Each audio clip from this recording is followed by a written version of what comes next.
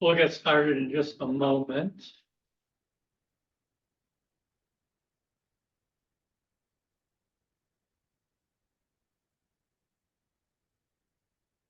If you've been closely tracking the syllabus, which your instructor does not do, you'll see that we slipped slightly behind the syllabus.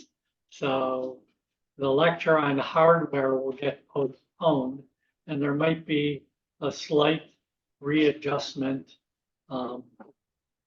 because the week of February 25th, I'm in Brazil teaching another group of NMR students. Brazil. So I'll just have to make sure we know what's happening. All right, so I think we can get started today.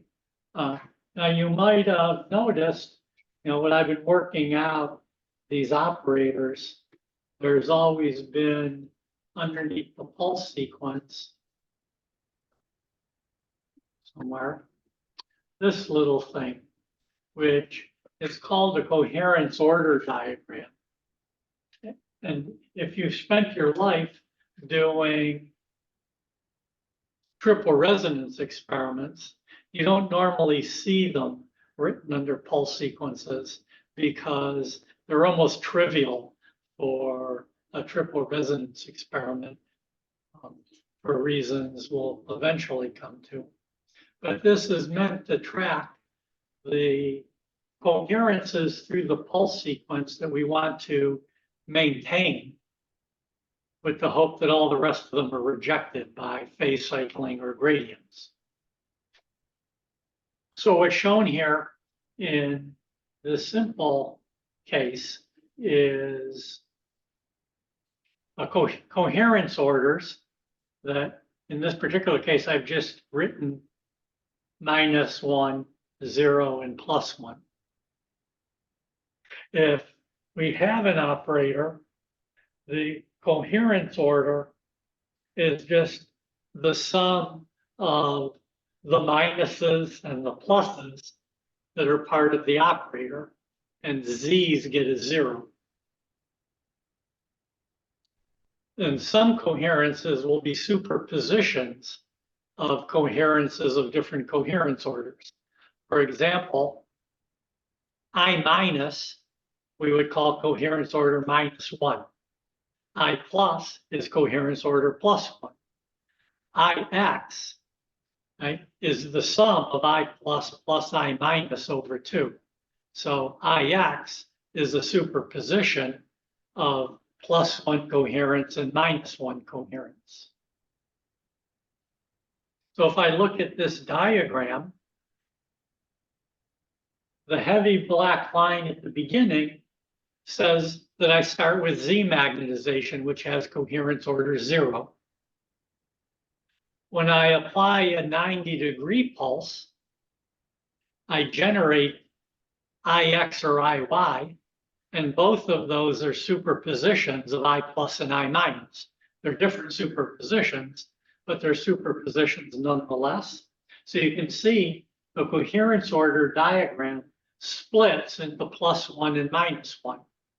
And that's to represent that now I have some of my coherences are a -1 operator and some of them are a +1 operator.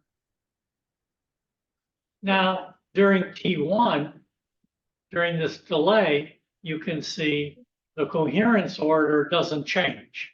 Coherence order -1 stays -1, and coherence order +1 stays +1.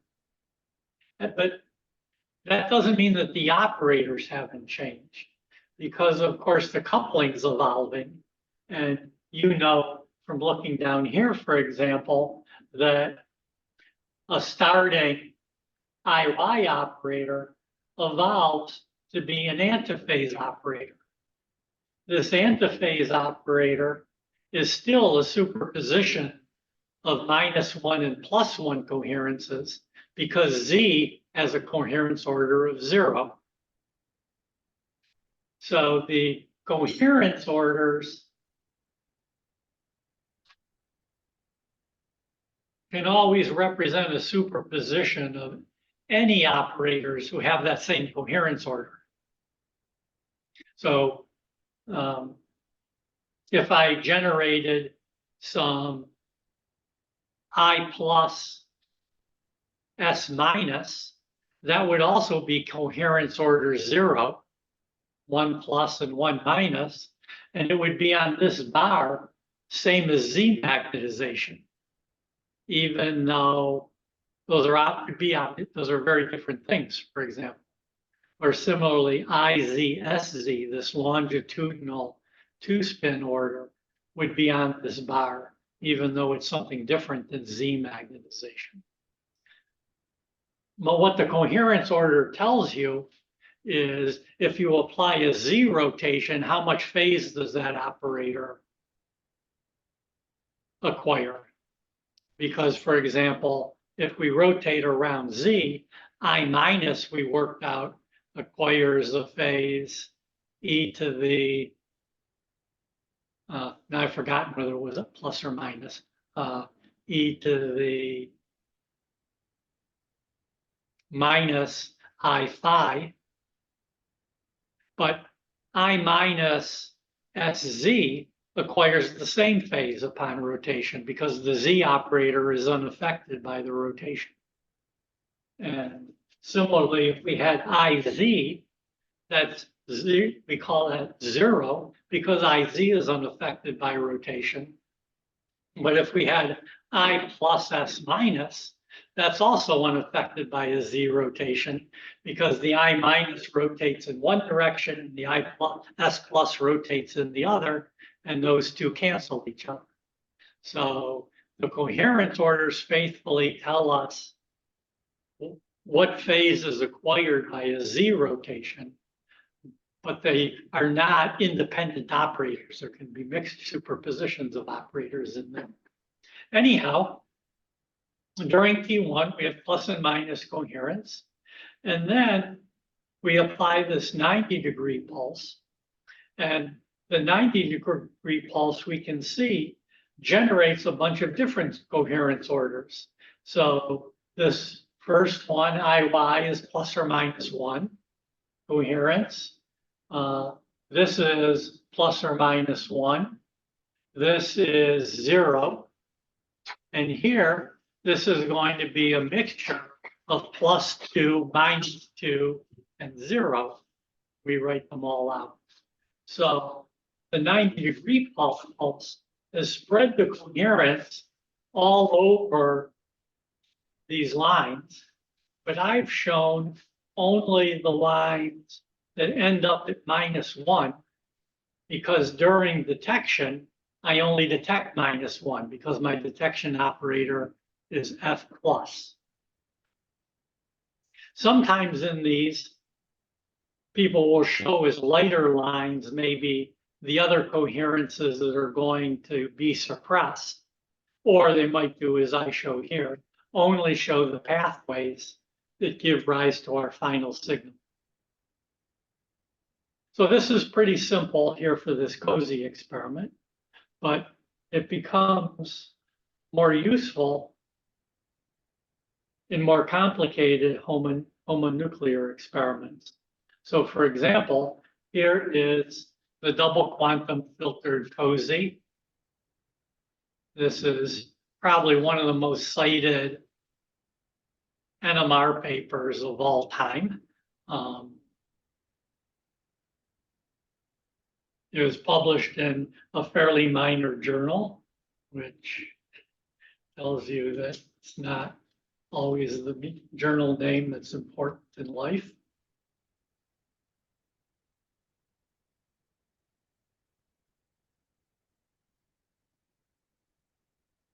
So now we have our starting 90-degree pulse and then the T1 evolution, and we know how that works.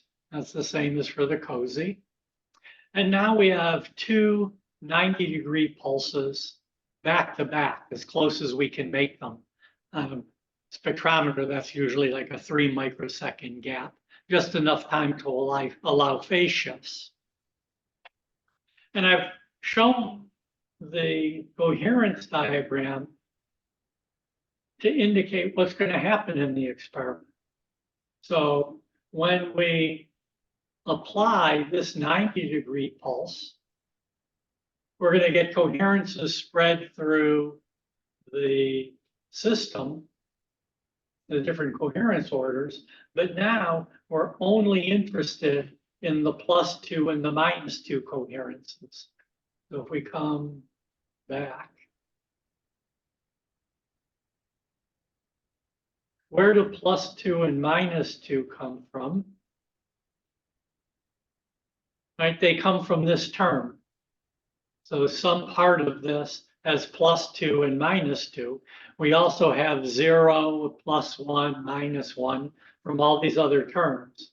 But we're going to try to arrange things that we suppress any signal that ends up on the -1 coherence level by adding and subtracting experiments, which is what we call phase cycling. So the nice thing about the coherence order is diagram is kind of tells me what I want the experiment to do. I have to figure out what the phase cycling or the gradients are that's going to make this work to do the suppression. But it's a nice pictorial representation. Now, you might wonder why we care about this. So maybe, let me see. So it's enough to say here. So that means the only terms that are going to end up in our spectrum eventually are terms that came from I1 plus, I2 plus, or I1 minus, I2 minus. And again, those are terms that are symmetric with respect to the exchange of the labels. And because the only term that we're taking is a term from that are symmetric here, it's going to turn out that our NMR spectrum now, the diagonal and cross peaks will have the same sign. And that's the reason this experiment was invented, to get rid of the dispersive tails along the diagonal. And the problem with this experiment is that you can see that while these operators are all normalized to have the same magnitude, in here, this operator that we care about, because it's a superposition of double quantum and zero quantum, we're going to throw away the zero quantum part, which means we're going to lose half the magnitude of our potential signal. So the cost is a reduction of a factor of 2 in signal to noise. So there's no free lunch. Okay, so then how's this going to work? Well, we have to figure out how we do the experiment in such a way that by cycling these phases, we null all the signals except the +2 and -2 coherences. And there's a formal mathematical way of figuring this out, and we'll probably mostly skip that formal way, because at least for solution experiments, it's most powerful in thinking about double quantum filtered cozy, or experiments that are called multiple quantum experiments. Not so necessary, the formal theory isn't so necessary for heteronuclear experiments. Again, somewhat different story for solid state NMR. So maybe we'll revisit it if Ann thinks the formal theory is a good thing to add in for solids. But here is a potential phase cycle. It says, experiment 1, we're going to have all 3 pulses to be X phase. and then the receiver will be X phase. Then we'll do a second experiment in which the first two pulses are Y phase and the last pulse is X phase. And then we change the receiver to be minus X, which means we subtract that data set from the first one. The third experiment, the first two pulses are minus X, the third pulse is X, and we add the data because the receiver is X. And then the fourth experiment, the first two pulses are minus Y, the receiver, third pulse is X, and then again we subtract. Is that okay? So the third experiment is also added. So So two experiments are added together and two experiments are subtracted.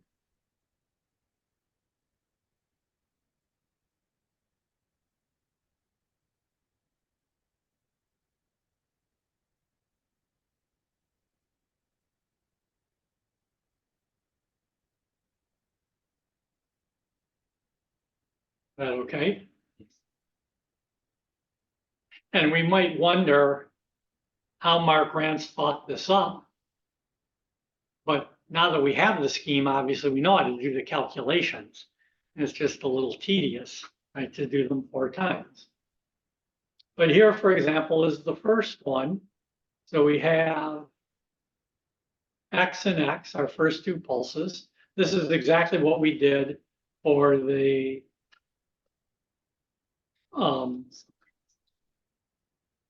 COSY.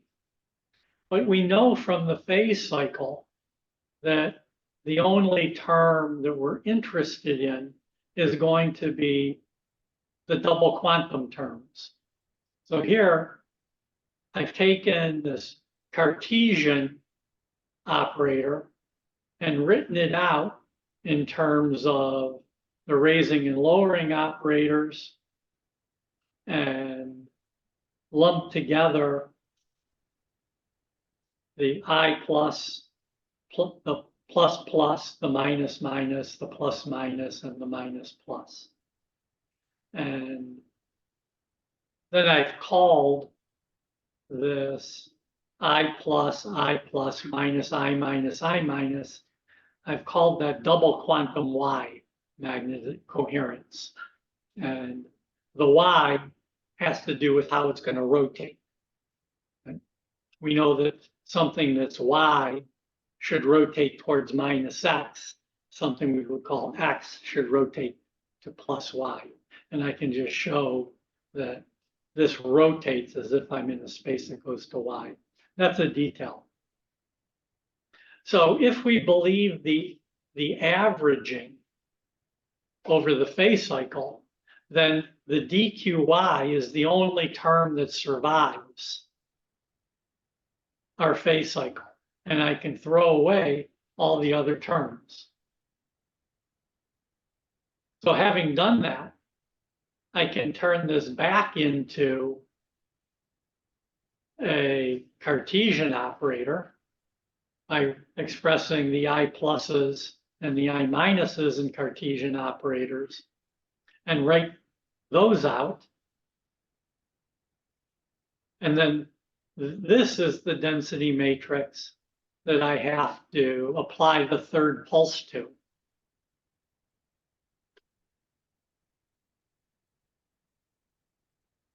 So when I do that, here's the result of applying an X pulse to this double quantum Y operator. And now you can see why the experiment works. So here are the evolution during T1.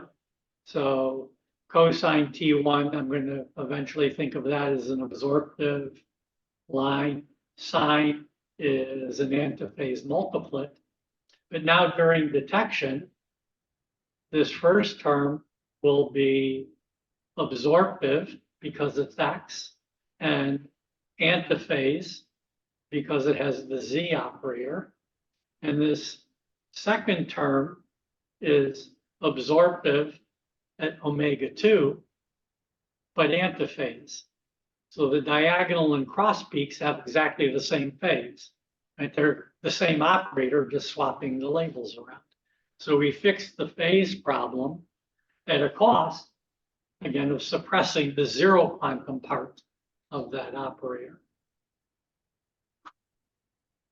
And here is an example.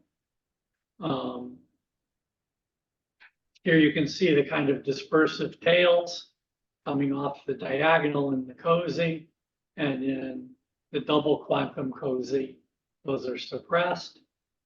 It's really most useful to look here. You could barely tell there's a cross peak in here, but in the double quantum filtered cozy, you can pretty clearly see that there's a cross peak very close to the diagonal.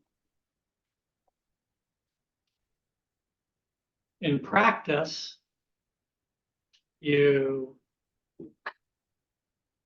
might commonly just run the cozy, which is the highest sensitivity, if you just want to look at the fingerprint region for the amide hydrogens to alpha hydrogens, just to count cross peaks, because those are far from the diagonal. No need to lose a factor of 2. But then when you want to look at the aliphatic cross peaks, where there are going to be many close to the diagonal, then one would run the double quantum filtered cozy. Now, I actually don't remember how much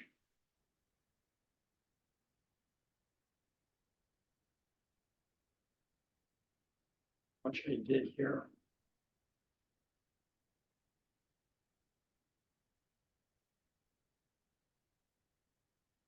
So probably what I'll add into a problem set is for you actually to do the calculation 4 times and add up all the operators to see that they cancel, so that you will have done that once in your life. This next section here kind of plays this game that we did before, that if we are it may not be worth going through as I looked at it. When we have a phase shift of a pulse, and if we have a Y phase pulse, we could always say that's a Z rotation by minus 90 degrees to bring our reference frame back to the x-axis, and then an X pulse followed by a Z rotation by plus pi over 2 to bring the whole system back to the original frame, just like we did in the problem set yesterday. So one way of handling these phase shifts is to introduce the Z rotations for the different pulses. So, for example, here, our first pulse that has a phase phi 1, I can represent it as first do the rotation around Z by minus phi 1, then apply an X pulse, and then do a rotation around Z by plus phi 1. And then my 4 experiments, phi 1 changes. I've canceled this first phi 1 because if I start with Z magnetization, that has no effect. Rotation around Z doesn't affect the Z rotation. And similarly, the second pulse, I can do the same thing. I'm going to apply a Z rotation by minus phi 2, the X rotation, and then another Z rotation. The third pulse is always X, so I don't need to do anything. And then during T2, I have to decide whether to add and subtract. The clever thing about doing this, of course, is this Z rotation and this Z rotation commute with the evolution operators. Right? During T1, I have Z rotations by the chemical shift or rotations by the scalar coupling, but those all depend on Z operators.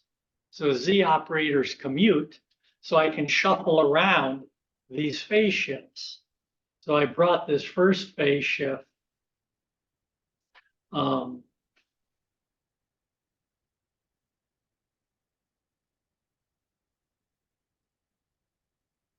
exactly did I do?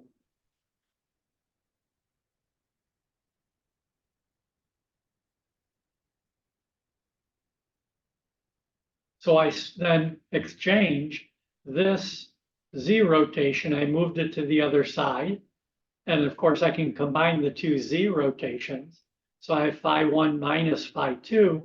But if you look here, phi1 and phi2 always have the same phase. So that difference is 0 and I can cancel it. And I'm left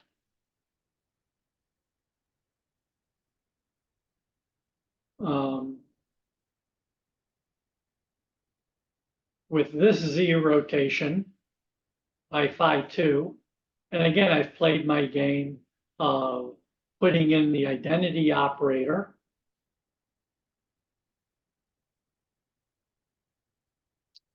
And that lets me write the sequence as if I have just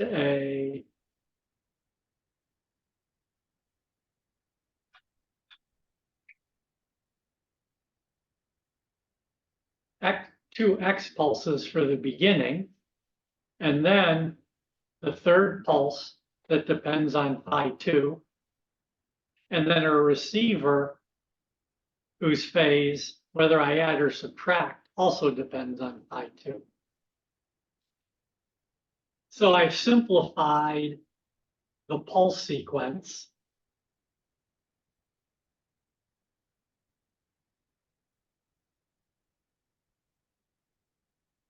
And in doing so, I've essentially rewritten the phase table so that I could regard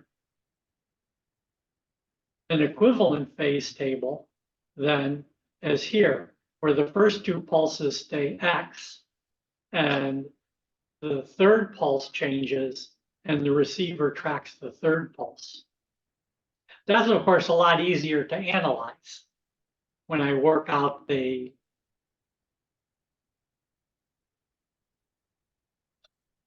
operator's evolution, because the first two I only do once, and then it's only this last pulse. These are equivalent phase cycles, and you could wonder why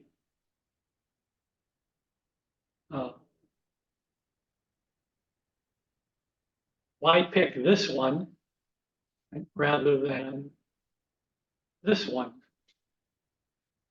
And people have in practice some kind of empirical sense. As spectrometers have gotten better and better, the exact phase cycle probably matters less. The particular phase cycle that one uses out of a bunch of equivalent phase cycles would be the one that reduced the artifacts the most. And of course, as spectrometers get better and better, the artifacts are smaller, so that perhaps becomes less important. For example, even this first one, so you can see this first one, the initial pulse is changed in 90-degree steps. And if you look at homonuclear experiments, that's almost always done. And this 90-degree step is sometimes called Cyclops phase cycling. Again, an acronym whose origin I don't remember. And among other things, that's an efficient way of eliminating what are called axial peaks. So we start with Z magnetization, and our first pulse is going to put the magnetization either onto X or Y, depending on the phase. Once the experiment starts, though, of course, there's going to be T1 relaxation. It's going to generate new Z magnetization, and subsequent pulses later on in the pulse sequence may convert that Z magnetization into something measurable. And we'll have artifacts that come from the Z magnetization that relaxed during the pulse sequence. But that Z magnetization has no knowledge of the phase of the first pulse. So if we change the phase of the first pulse and then change the receiver phase appropriately so that we add up the signals, that has to cancel any of the signals that came from relaxation during the pulse sequence. So for historic reasons, that's usually called axial peak suppression. And in homonuclear experiments, you'll see it done pretty much all the time. Of course, that costs you 4 steps. And if you look in a lot of heteronuclear experiments where we have lots of sensitivity, you might see that this is first pulse is only done X minus X. Or it could be the first hydrogen pulse is not phase cycled at all, and then say the first nitrogen pulse is phase cycled X minus X. And some of that is to suppress signals from relaxation that occurs during the sequence. So that would be one practical reason to prefer this sequence when actually running on a spectrometer, as opposed to this equivalent sequence that's much easier to analyze theoretically. And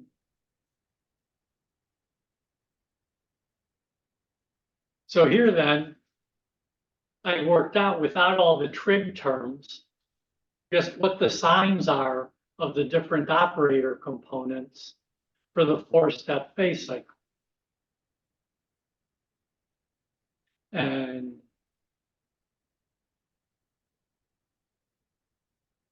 you can see, for example, what do we want to see here?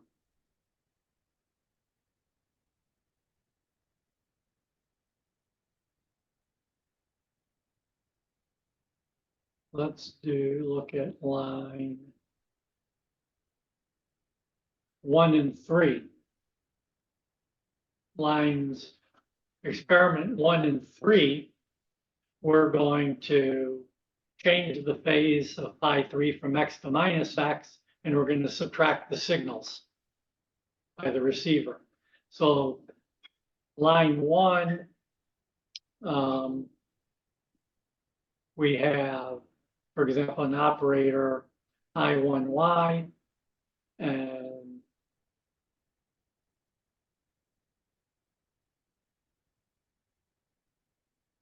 actually, I must have applied the receiver phase already. So we can just add everything. So then line 1 and line 3, when we add them, we're going to cancel the IY magnetization. Line 2 and line 4, when we add them together, we're going to cancel the IX magnetization.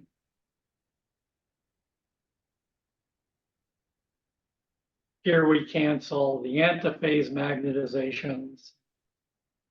Here we cancel. Actually, what have I done here?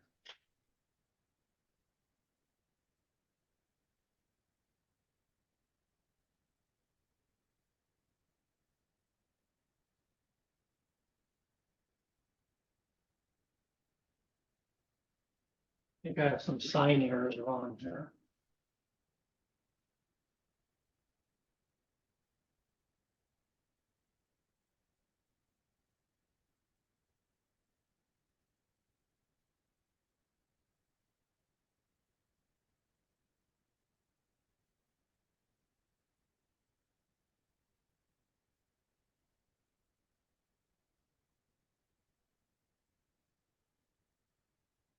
Ah, okay.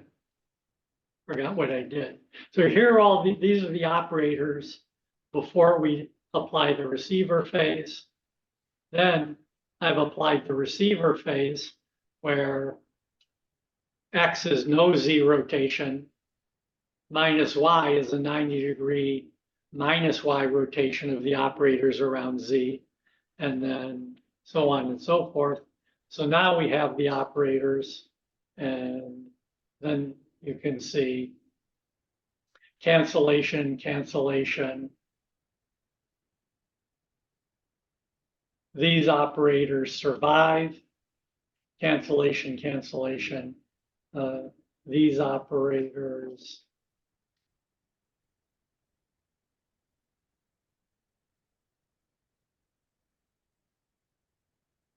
there still must be a sign error.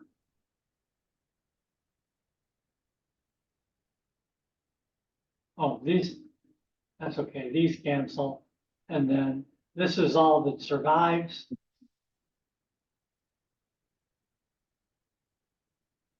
And here are our two, instead of these two add together, one and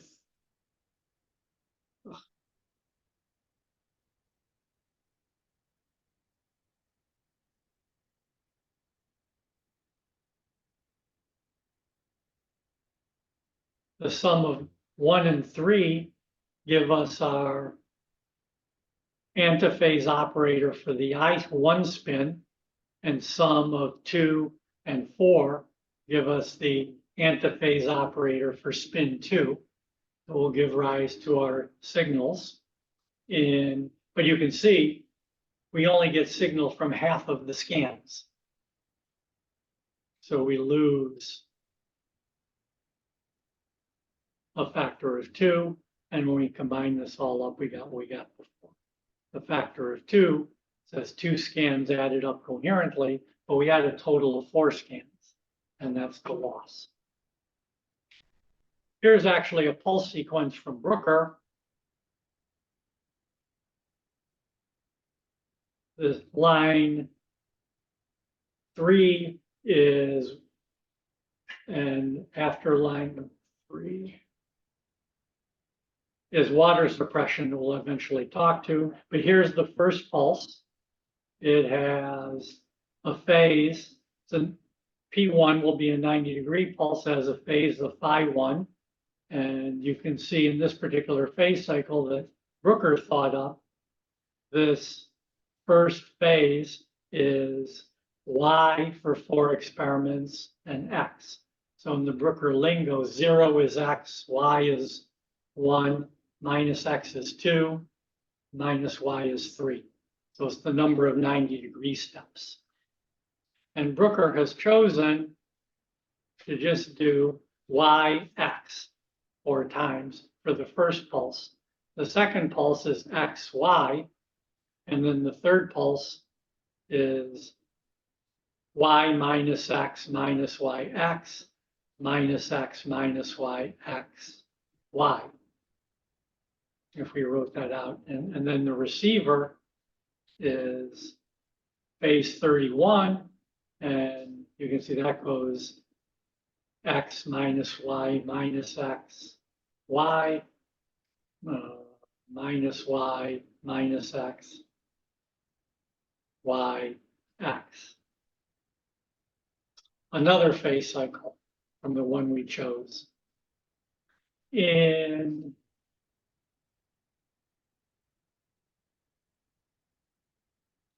the basic phase cycle, as we see, is only 4 steps. Here we have 8 steps. So Brooker has added in some additional steps to help suppress some artifacts. It's usually not a good idea. For example, phase 1 only uses 2 of the 4 quadrants. And it's usually advisable to use all 4. So you normally would write this, change all of this so that you had 4 1s, 4 0s, 4 2s, 4 3s, so that all 4 quadrants were sampled uniformly, and then you would have to adjust all the other ones as well to have a 16-step phase cycle. But on a modern spectrometer, you probably don't need 16 steps.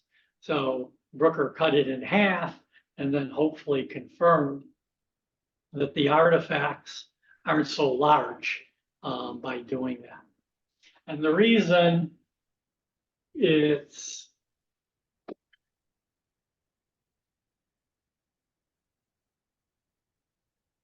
usually the case that if you decide you're doing a 90-degree step, you do all 4 90-degree steps, is because phase cycling, the underlying math, is a kind of discrete Fourier transform. And that means you should sample the whole period of the circle when doing a Fourier transform.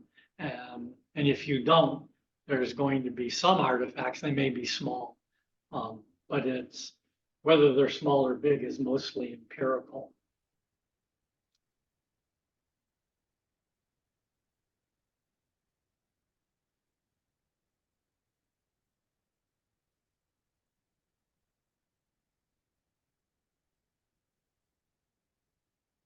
This is also then our first real example of filtering a spectrum in some way. This sequence has 3 90-degree pulses,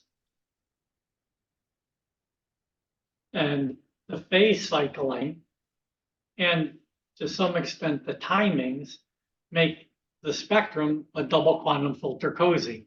We see antiphase cross peaks from J coupling. Suppose this delay just wasn't 3 microseconds. Suppose for instrumental reasons, as would have been true long ago, we needed more time to switch the phases. Then we would start to get nosy transfer because we have some Z operators. So we would get nosy transfer, and then this final pulse would generate transverse magnetization.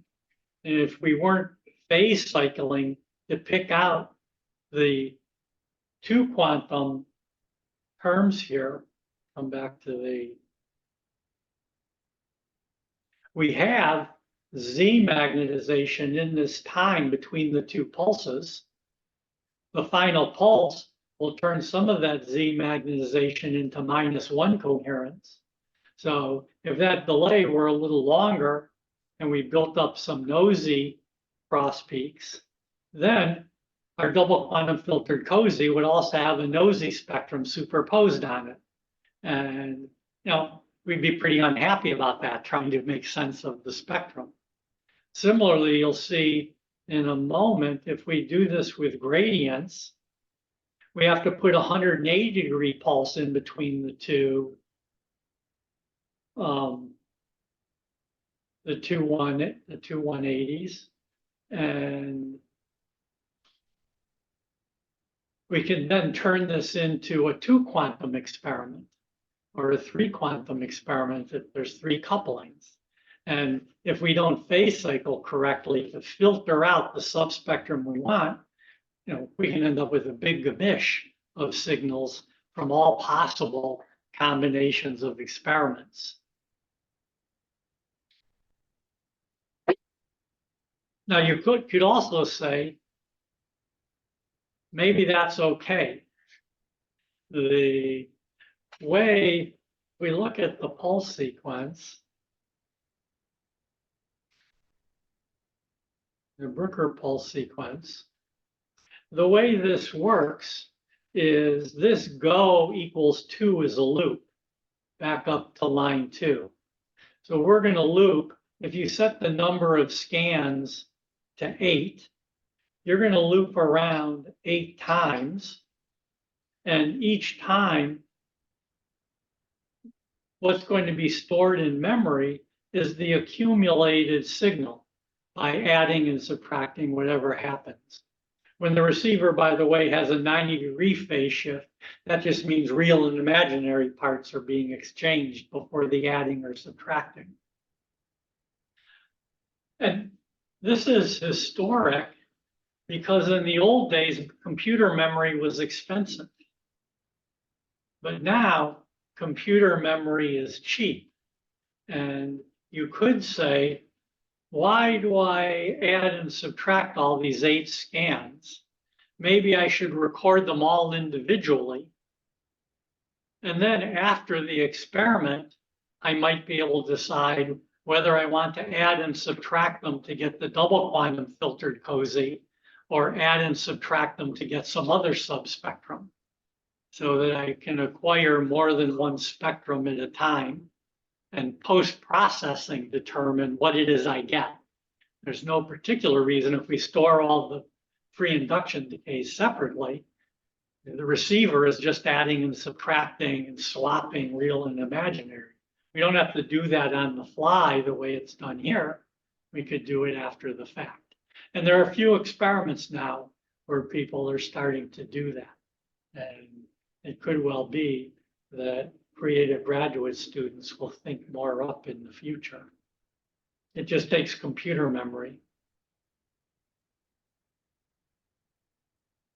One of the important things in the double quantum filtered cozy, just so you know, is we have this zero quantum term buried in here that we're going to suppress.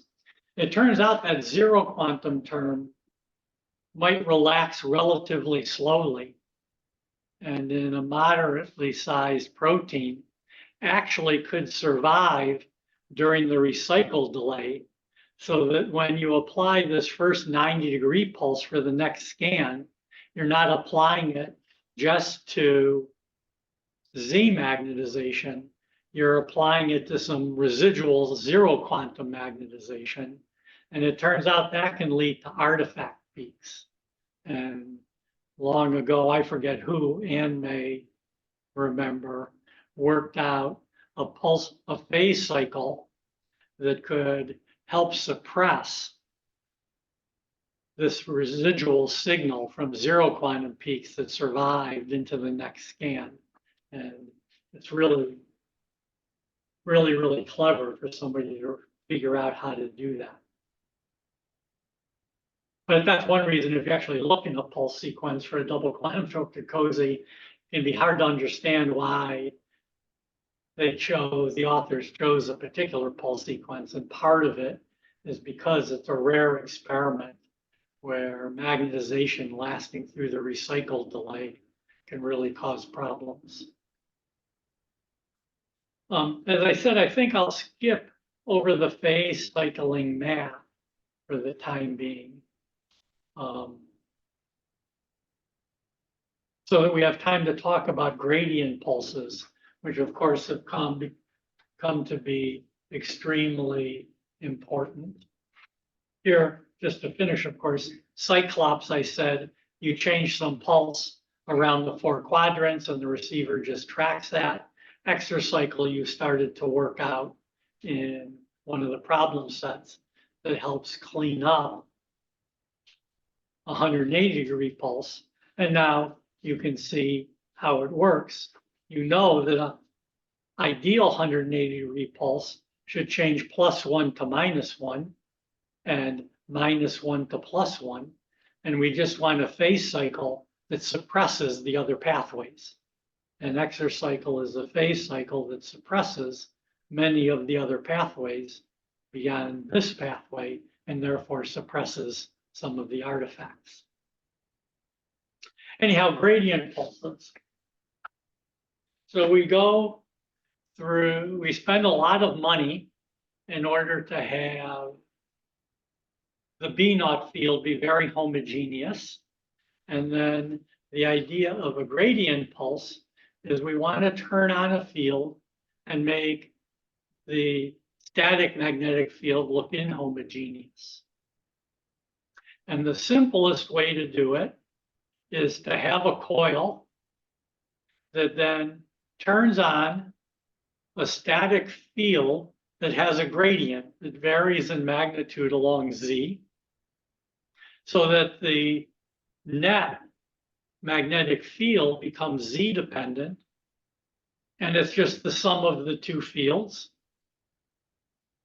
The cursor again. So GZ is the gradient, the change in field in Gauss per centimeter usually, and Z is the position, usually with Z defined to be 0 in the middle of the sample, the sweet spot of the magnet. So the frequency that the spin has when we turn on the gradient is the normal frequency, and then the result of the gradient, the Z position, or whatever gamma is.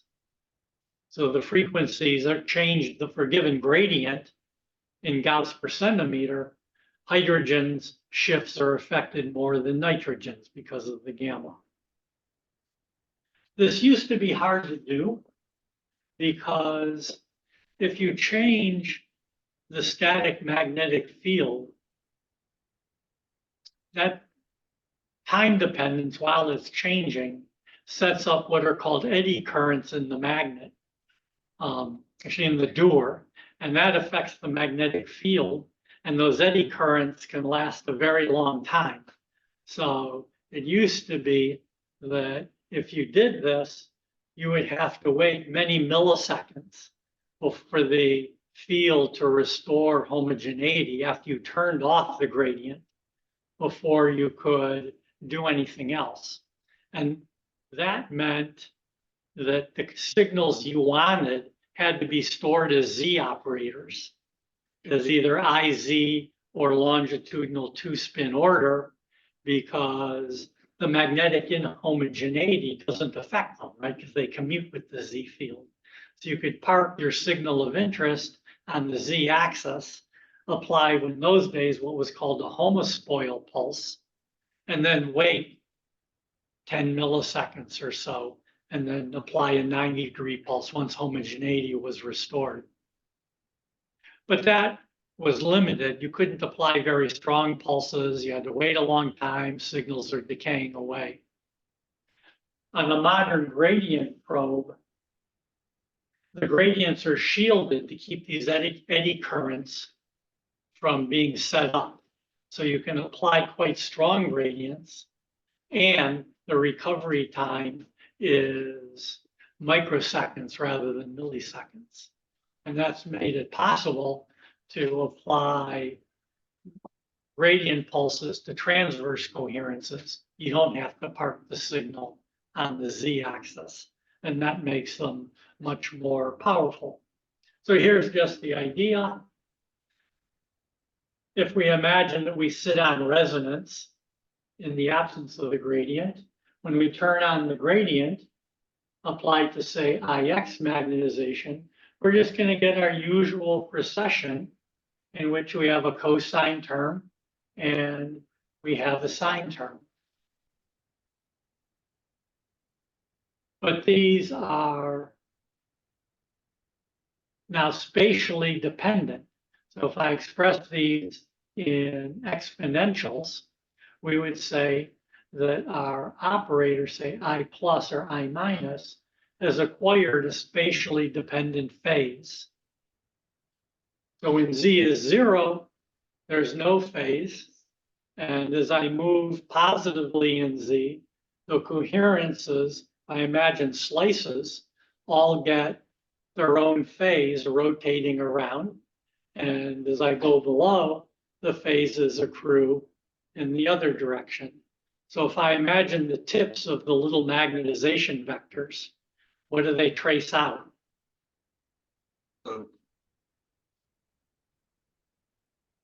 Now, what do nucleic acid people call that? A helix. So the magnetization gets wound into a helix.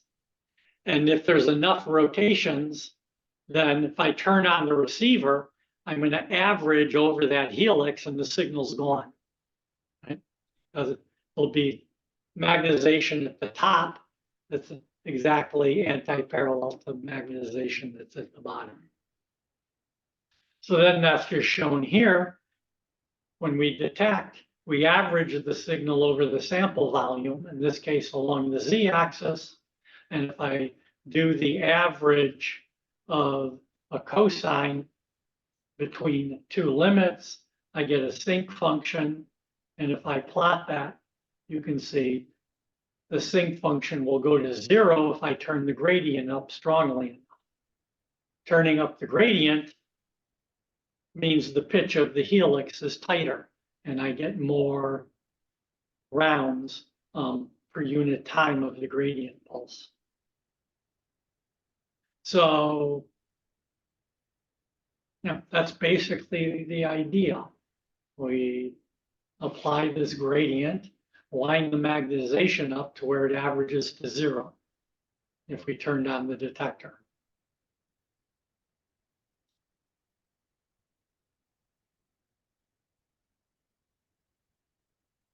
But the signal isn't irreversibly dephased. Because we have a helix, we can unwind it. And we can unwind it in one of two ways. We can apply a gradient in the opposite sense. So if we charge the gradient coil in a positive voltage, we then charge it with a negative voltage, and that will unwind the helix. Or we can apply a 180-degree pulse, because that reverses all the chemical shift precession, and then apply a second gradient of the same sign, and that will unwind. So here's an example. Suppose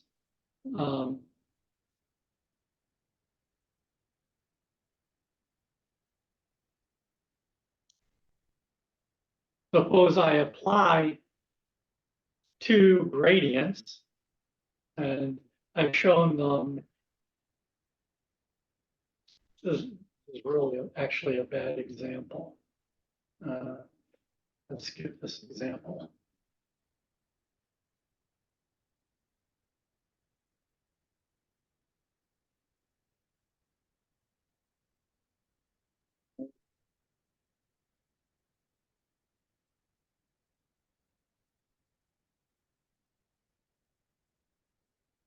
Ignore the 180 degrees thing there. That's what I'm unhappy about. We're just gonna have a pulse.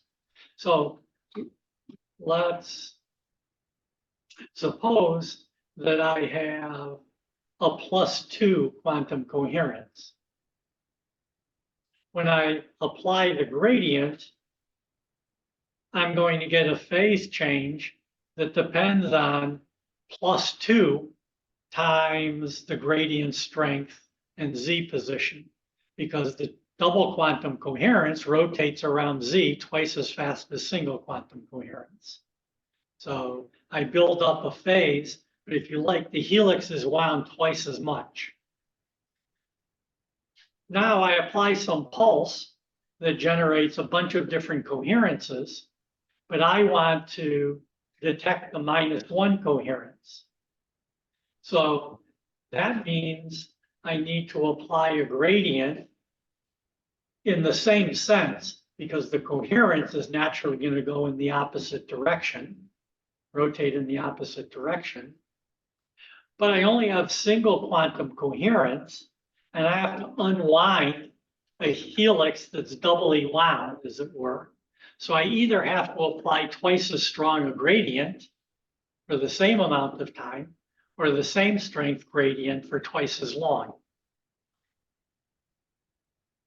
But that will mean, for example, take any residual +2 quantum coherence. If I've applied a gradient that's twice as long, that's just going to get wound even tighter. And if I converted some of the +2 into -2, it's going to wind back, but it's going to overwind by 1 factor, because the gradient pulse is twice as long. Or if I transferred some coherence to 0, it's not going to sense the second gradient, and it's always going to be wound up, and some later pulse isn't going to fix that. So this property that I have to exactly unwind the phase the second gradient has to exactly unwind the phase induced by the first gradient is extremely powerful. And it'll depend here on the shape of the gradient. I've shown them as squares, but if you look on the spectrometer, they're not squares. And they have some shape. And that's because turning on the voltage as a step is hard on the probe. So they usually ramp up a little bit so you don't blow up the probe. Most of the time when you have these pairs of gradients, you're going to use the same shape, so you don't have to worry about different integrals over the shape. But then you have the coherence order, because double quantum coherence will wind up twice as fast as single quantum coherence. And then gamma, because hydrogen will acquire phase more strongly than nitrogen, for example. And then the gradient strength and the time. And we can adjust those factors so that for some coherence on some spin that we're interested in, the net phase unwinds to exactly 0, while the unwanted coherences, the net phase is different from 0. And then we cancel the magnetization. And this is meant to indicate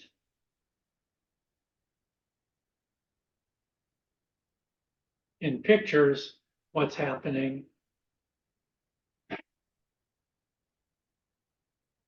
So after, at some point, we've generated, say, +2 coherence. That coherence is in phase vertically in the sample, shown in the box here. Or looking down from the top, I just see all the signals along Z adding up coherently. Now we apply the gradient, and the magnetization is rotated as a function of where you are along Z. It's a little hard to see in 3D, but if we look down from the top, we see now the coherences are spread out across 2 pi and will add up to 0. But now I apply the second gradient to bring them all back again.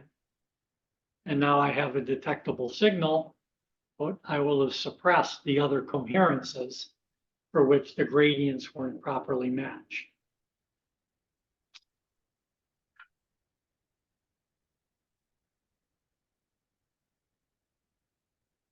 And here's just another picture for another example.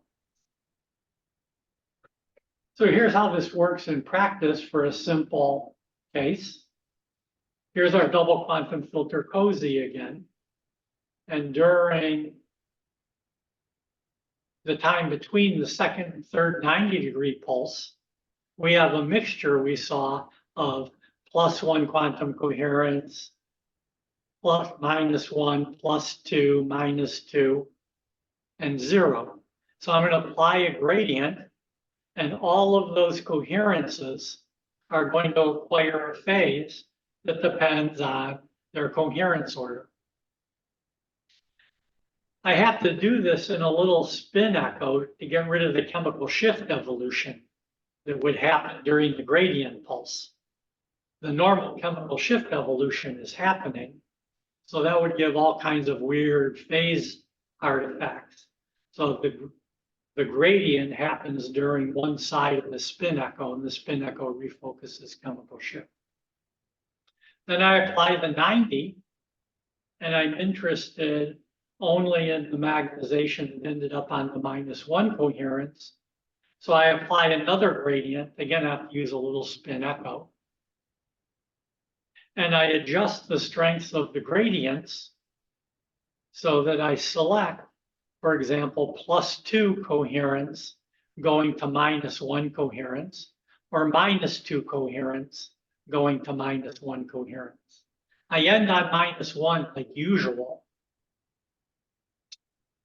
But unfortunately, unlike a phase cycled experiment, I can't detect +2 and -2 simultaneously. In the phase cycling, during the time between the two pulses, I had both +2 and -2, and I could convert both of those to -1 coherence. Here, it's either one or the other, because if I select for +2, the -2 coherence is way overwound in the other direction.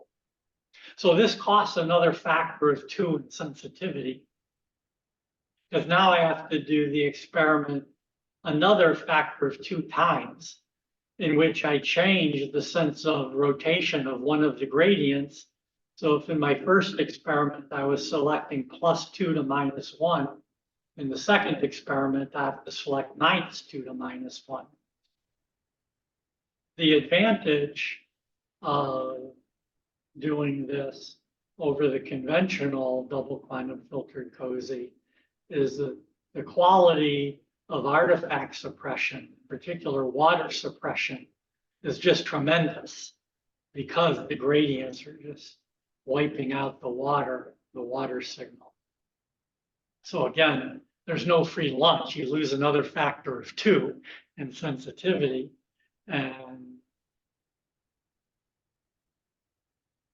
but at the advantage of really many fewer artifacts.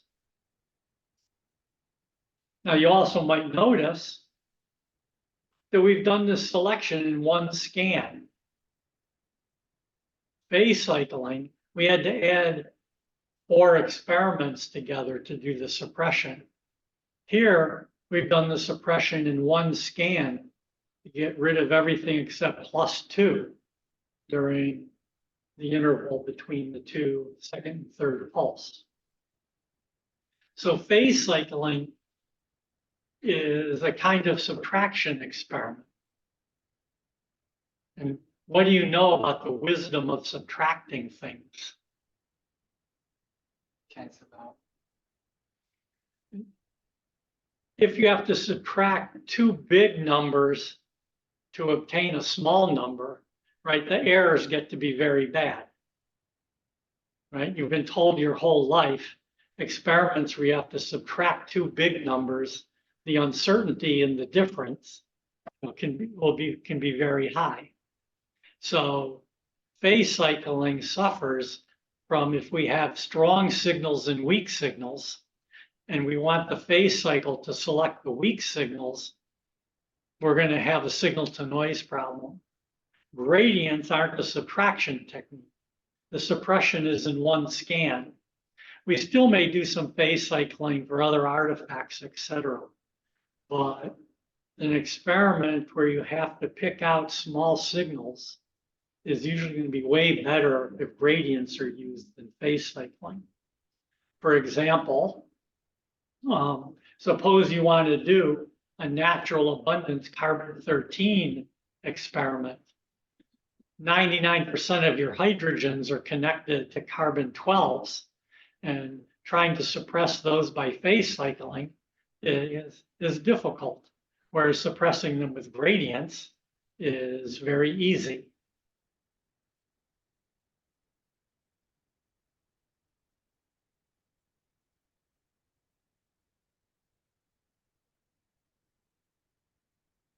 You'll hardly ever see now, particularly a heteronuclear experiment, you'll hardly ever see one now that's done without gradients.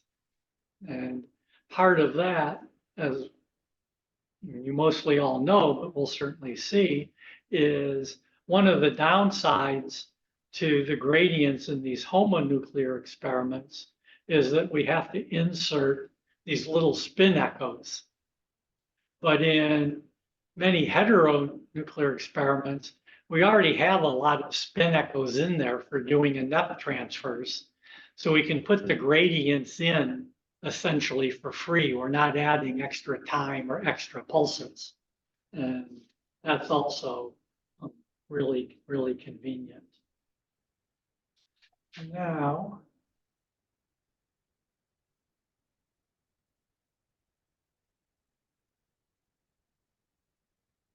I want to skip epoxy for the time being.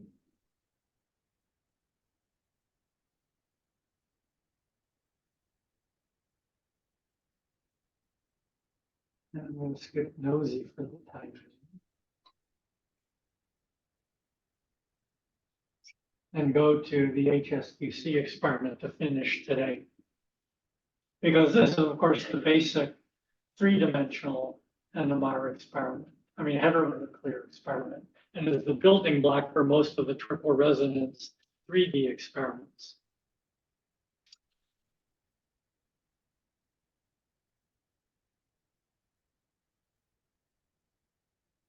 So here's a very simple pulse sequence for an HSQC experiment. And in the second line, I've made it into blocks. Because as I've said before, we want to be thinking of these experiments in terms of blocks, where for each block, we already know the answer eventually. So we don't have to do the calculations over and over again. So here, this first gray block is called an innate sequence. And then you can see in the middle, we have our T1 period, split in half in this case with a 180 in the middle on the hydrogen. And then the third block is called a reverse innate because you can see it's just the first block run backwards. The first block is delay 180s, delay 90. The third block is 90, delay 180s, delay. So it's just flipped.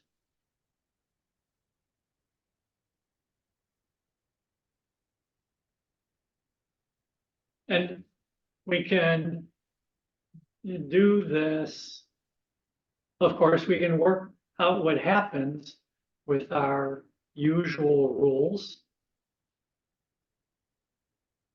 But you might recognize these blocks as similar to the problem in problem set 2 that I told you should work on, the 3 different ways of arranging the 180s.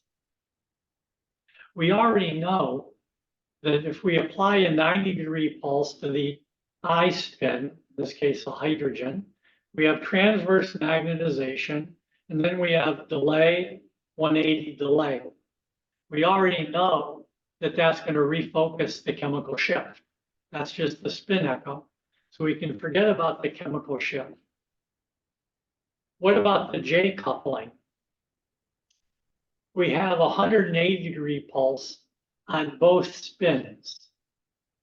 And if you remember back to when we did the homonuclear spin echo with J coupling, the J couplings evolved the whole time. And that was because both spins were inverted by the 180.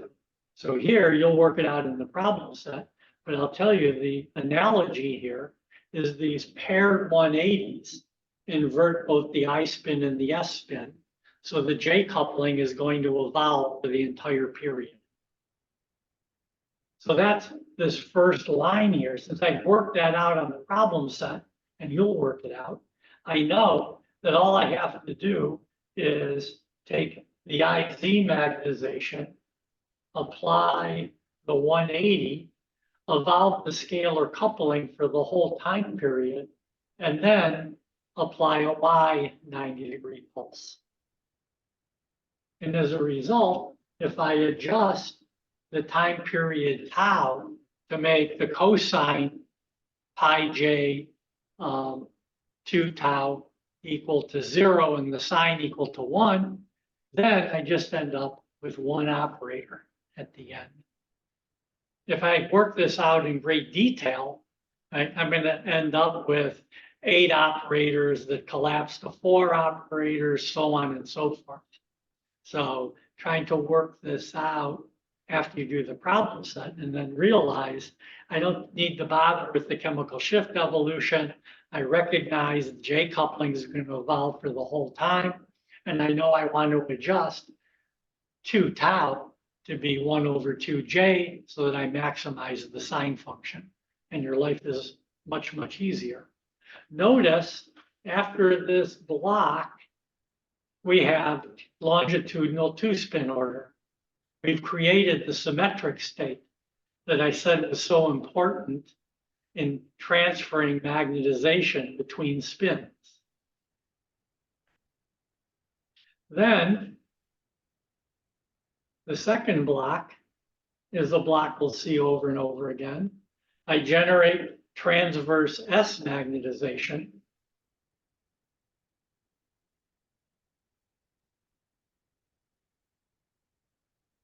When I work out the problem set, I'll realize there's no 180-degree pulse on the S spin, so the chemical shift is going to evolve normally, but there's a 180 in the middle on the proton, and that's going to refocus the J coupling. So all I have during T1 is evolution under the chemical shift of the S spin. So I work that out, and then I go back to the symmetric state here. The last pulse after the T1 period recreates some of the symmetric state. Of course, this we'll see is something that doesn't contribute to the measured signal. So of course, if I was doing this in a more complicated pulse sequence, I would just throw that away now rather than continuing to worry about it. I'm back in the symmetric state so that I can generate transverse magnetization on the I spin. It's now antiphase with respect to the S spin. And then the second inept, scalar coupling doesn't evolve. The J coupling evolves, and I come back to in phase hydrogen magnetization that's modulated by the cosine of the chemical shift. I then have no J coupling, so this is an absorptive singlet. This would be an absorptive doublet, but I'm going to turn on this magic box called decoupling and collapse the coupling, so I get singlets during T2. And this, right, is double and zero quantum coherence. It has a trace of 0 with the detection operator, so I don't see that. So I'm just going to get singlets at the amide hydrogen frequency and the amide nitrogen frequency. And that's what I see here, in this case, in Bruce's, Bruce Johnson's NMR FX analyst software, right? And I expect one peak for each of the backbone amides. There are some side chain amides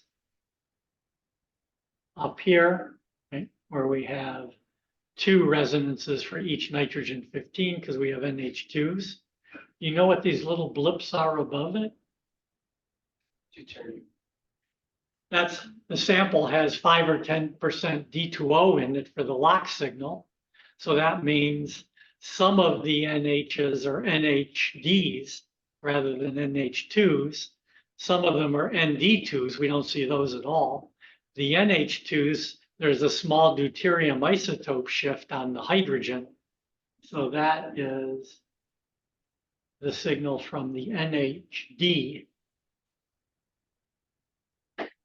Actually, the first time we ran one of these spectra, we were a little confused by seeing that. And these are arginines and epsilons, and they're actually folded in the spectrum. So when we talk about practicalities, we'll have to explain why that happens. And you might think there's some other signals around. Where are the lysines, for example? And the lysines exchange so rapidly with solvent that they're very broad signals. And you don't see them usually unless you do something special. So you don't see them here.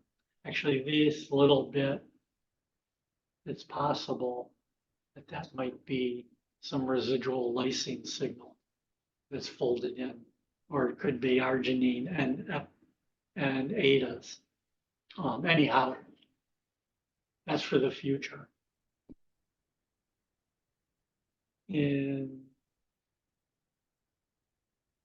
Anyhow, this says what I said in words. The first block is a spin echo for the chemical shift, so on. And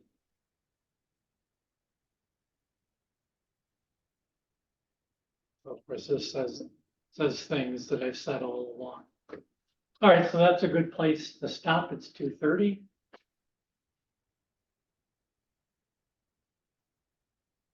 It's very good practice to go through on your own through the HSQC and make sure you get the same answer as the notes. And that you recognize the blocks. So do the problem set, because all of the triple resonance experiments, you just want to break into blocks and understand what each block does rather than doing enormous numbers of calculations.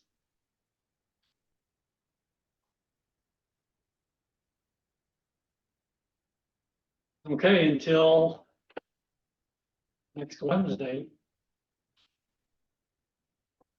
I'm going to go worry about the grant submission.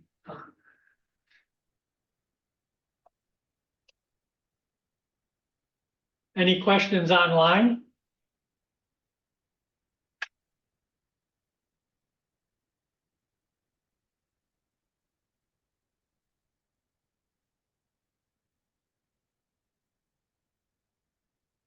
I will put the sample. Can I shadow? Do you want to see? Mm. Okay.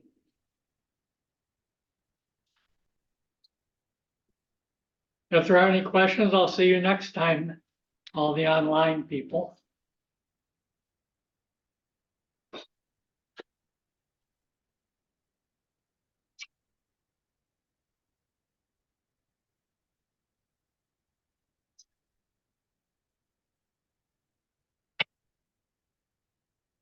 Here smells like a heater that I had as like a reading iron I had as a kid. I don't think So for analyzing pulse sequences like this, just to find out where the signals are, we're pretty much done. It's just practice.